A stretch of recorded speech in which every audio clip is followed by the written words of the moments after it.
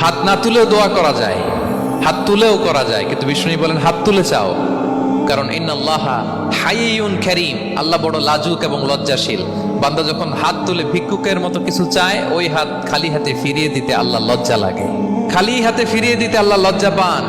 হাত তুলে চাইবেন, দোয়াতে আল্লাহর নামগুলো ধরে ধরে ডাকুন, ইয়া আল্লাহ, ইয়া রহমান, ইয়া রহিম, ইয়া হাইয়ু, ইয়া কাইয়ুম, বিরহমাতিকা আস্তাগীথ। আল্লাহর নাম ধরে ধরে চান, ওই দোয়া আল্লাহ কবুল করবেন। বিশ্বনবীর উপর দুরূদ পড়েন, যে বিশ্বনবীর উপর দুরূদ পড়ে না, ওই দোয়া আল্লাহর কাছে কবুল হয় না, এটা আকাশে পেন্ডিং থাকে। কুল্লু দুআ মুআল্লাক মাহজুব বাইনাস সামাই ওয়াল আরদি মা লাম ইউসাল্লা আলাইয়া।